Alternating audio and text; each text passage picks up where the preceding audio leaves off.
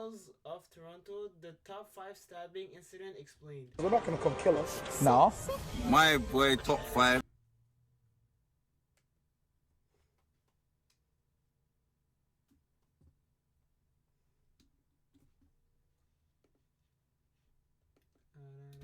Can somebody find us that lax? Okay, find us that, Big pack. You want to show the dogs them you're outside, but bro, you got to understand, people that you're trolling online that you fell out with, bro, they're always in London. I love trap, I love stat, I love it. But the ops keep talking, why so we wind down the windows and discharge raps. He got bun at his kicks and he ain't got back, is he having a laugh? Fee facts, it's and Toronto's rap scene has never been one to shy away from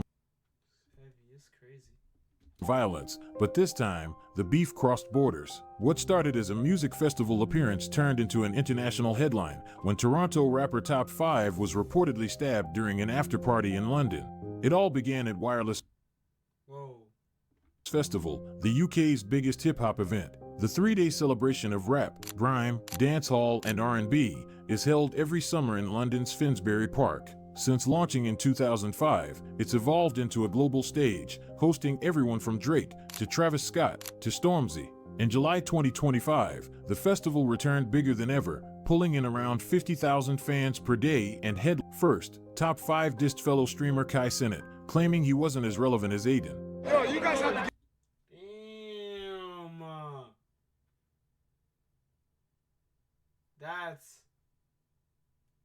That's just, come on, brother. Man, come on, brother. You don't gotta go that route, just roasting everybody for no reason. Hey, no guys tonight, you. I'm telling you. Then, in a now viral moment, he linked up with UK drill artist M24 and Disrespected Lats, a London rapper and alleged gang member who was stabbed to death during a drill gone wrong. Can somebody find us that lax? Okay, find us that, Big pack. But the comment that truly lit the fuse came on the Nell Boys stream. With tens of thousands watching, Top5 declared that there are no real killers in London. It wasn't just a shot, it was a direct challenge. There's no killers in the UK. There's like serious guys. We're not gonna come kill us. No. They're not gonna come kill us. We're safe. You can even show your address here. In America? Fuck. In one sentence, he dismissed the entire UK street scene, calling out their reputation and questioning their credibility. What started as a festival appearance quickly turned into something else, and within hours, the consequences would spill into the streets. Sunday, July 13th, 2025. Just hours after Wireless Festival wrapped up its final night, London lit up with after-parties across the city. One of the biggest was held at 194 in Piccadilly, where UK rapper Stefflon Don was throwing what she called the Stripper Bowl, a wild event hyped as the stripper party of the year with admission costing up to £100. Hosted by model Ruby Rose, the party drew celebrities, influencers, and street figures alike.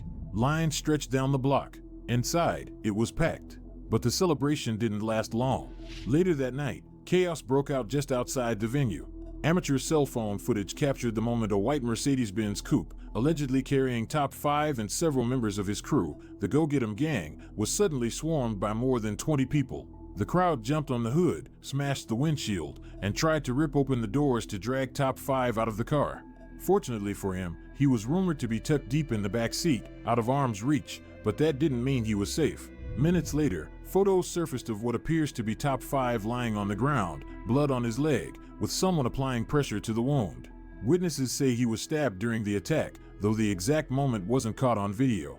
The scene outside 194 quickly turned into a crime scene, and what started as a night of celebration ended with one of Toronto's most talked about rappers bleeding out on a London sidewalk. Bro, you in a photo, front row at Wireless Fest, watching Drake with Devin Booker and Kevin Durant. Who are you? Top 5, man. And then hours later, you get stabbed in the neck. Yeah, I don't know why. By the next morning, London police had cordoned off the area outside 194. No arrests had been made, at least not yet. But in the days that followed, law enforcement stepped up their game, targeting UK rappers like Russ and Sleeks with vehicle searches linked to the stabbing investigation. if you was in your car yesterday, yeah, and you pulled up to the party where Top 5 got stabbed, you're getting T-packed. Trust me. They said they want to know who stabbed Top 5. They need to find out. Russ wasn't involved and wasn't even at the scene, yet 2 members of his crew were arrested and held in remand after police found a gun in their vehicle. Authorities made it clear that while these arrests were part of the wider probe, Russ and Sleeks themselves had no connection to the attack. The situation was quickly proving to be a complicated and intense case for the police, but the streets were already talking. As footage circulated and rumors flew, bits and pieces of the story began to surface. One clubgoer who had attended the stripper bowl posted to Instagram shortly after the chaos, writing, "Got there at 12 a.m. and no one was being let in. People were waiting over an hour with no explanation. Around 1:10 a.m. there was a fight and someone got stabbed. Blood everywhere near the front. Apparently it was someone trying to rob someone."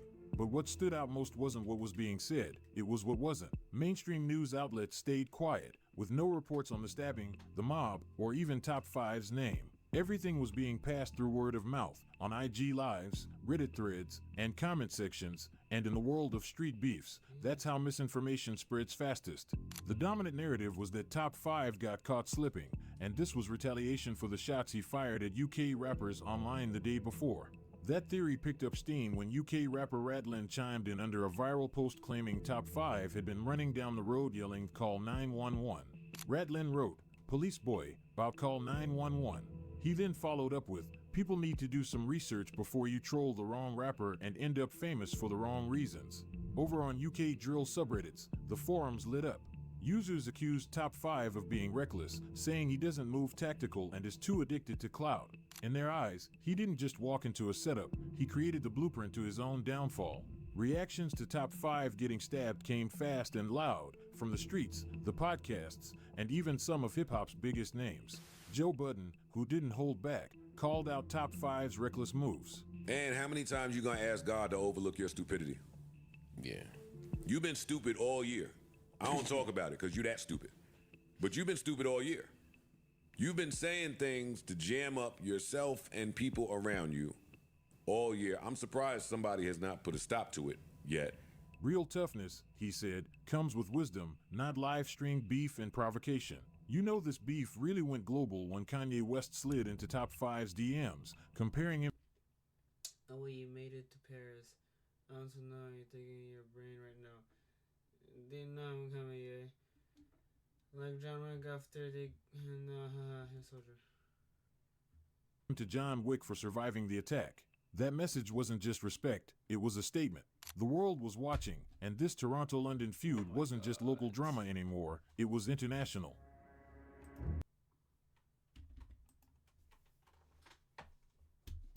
That message wasn't just respect, it was a statement. The world was watching, and this Toronto-London feud wasn't just local drama anymore, it was international.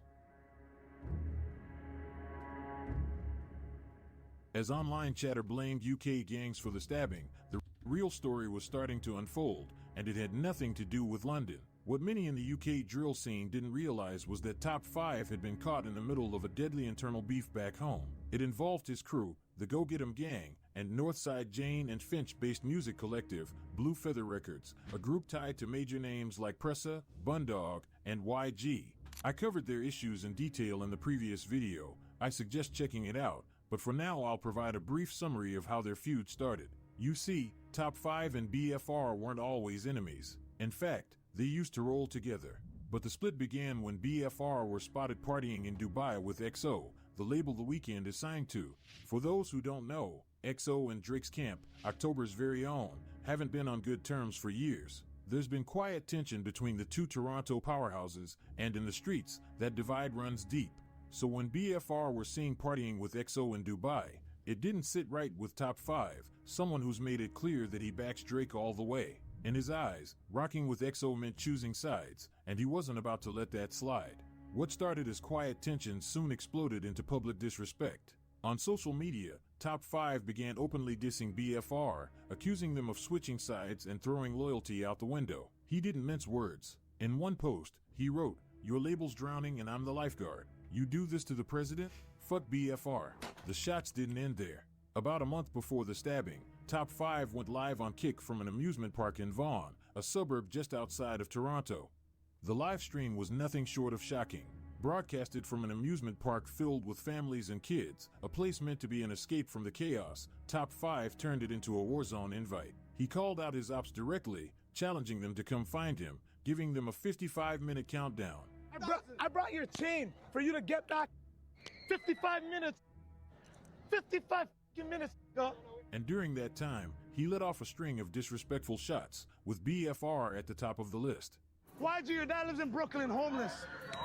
He's sleeping in a 5 Series. At one point, he hung a chain belonging to rival rapper K-Money around a fan's neck, mocking it as a trophy and encouraging people nearby to diss him on camera. Don't get back! Let's get back! Let's get back! Then, to top it all off, Top 5 removed what appeared to be an ankle monitor on stream, later confirmed by police to be fake. No, don't do it, don't do it, don't do it. No. I don't know how to do this. You can't cut it with this. Don't let her do it. Brother, did you cut your ankle monitor off? Why did you? Yo, you're gonna go to jail, bro. Neon. Yes. Welcome to the stream world, Neon. I'm welcome. It was a calculated taunt, a clear message to his enemies and law enforcement. He wasn't hiding, and he wasn't playing by the rules. Then, just hours after that live stream ended, the streets responded. Jungle, Top 5's home turf, was hit in a drive-by shooting. What had started as internet theatrics turned into real-world violence. The result? 6 people injured, 1 dead. The man who died was known on the streets as Drive-By King, a respected member of the Go Get 'Em gang. He had already survived a shooting back in 2018 that left him paralyzed from the waist down.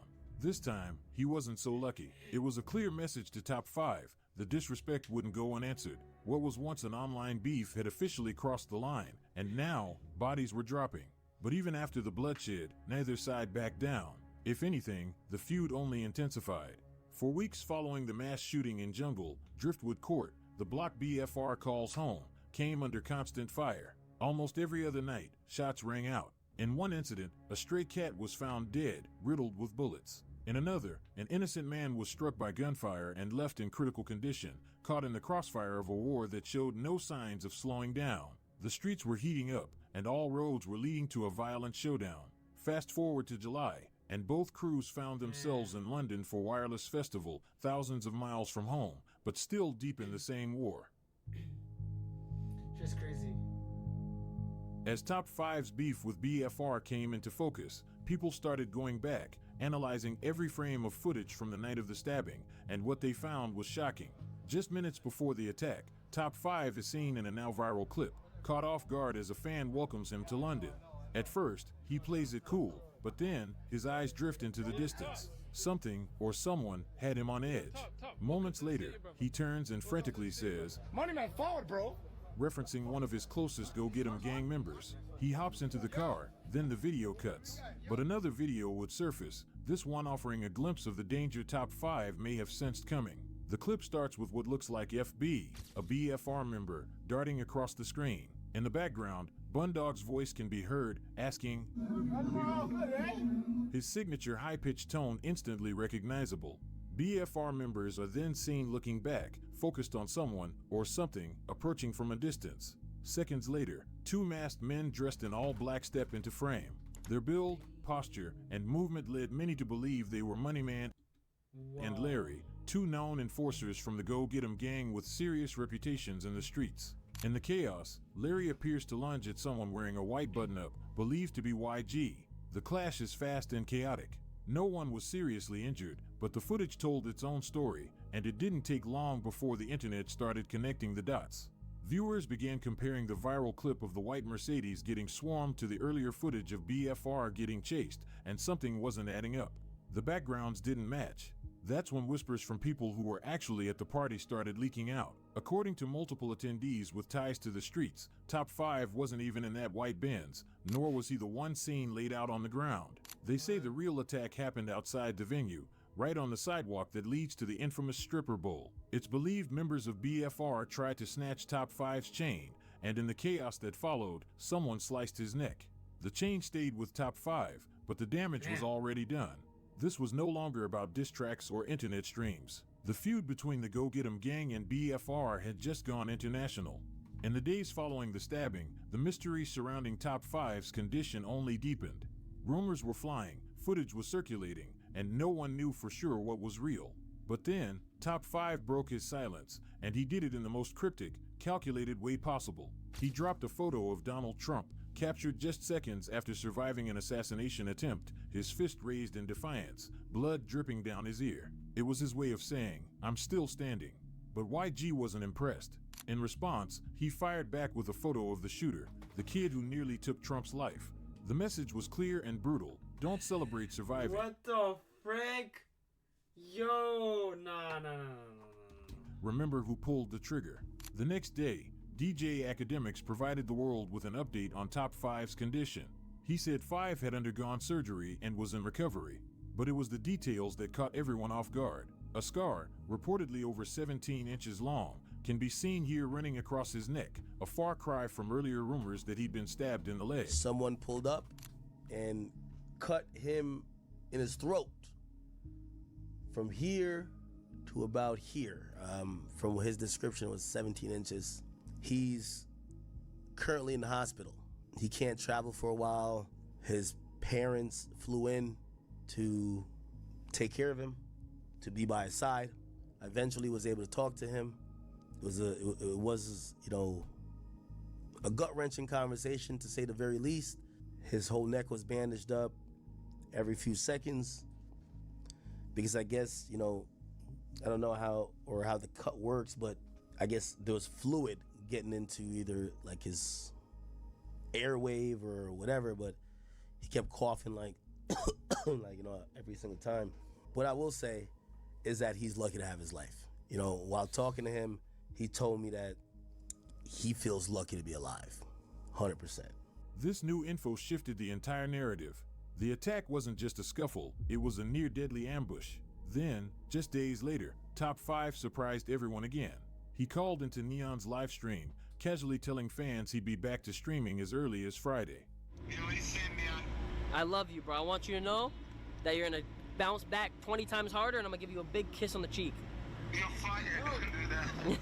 Yeah. You see this bandage on my neck? Yeah, I see it. What? I'm doing an IRL stream on Friday, man. Not long after the live stream call, Top 5 popped up on Instagram, proving he wasn't just talking, he was moving. In one photo, he stood in front of the Eiffel Tower in Somalians in Paris, flexing like nothing had happened. But what really caught people's attention wasn't the background, it was the thick white bandage wrapped around his entire neck. It confirmed what many had speculated: the wounds were serious, and the attack was real. Whether it's resilience or recklessness, one thing is clear: Top 5 isn't done talking, and this feud is far from over. Wow, man. Where are we going tonight? Let them know. That's a great question. Don't know what to say. Very, very, very, surprised at what I just seen. I don't know what to say, honestly. Very. I hope he stops doing. He stops dissing people. I'm going hard, I need to go again. They call me slipping, fucking once, but I don't slip again. That's why I'm out with my brothers till the fucking end.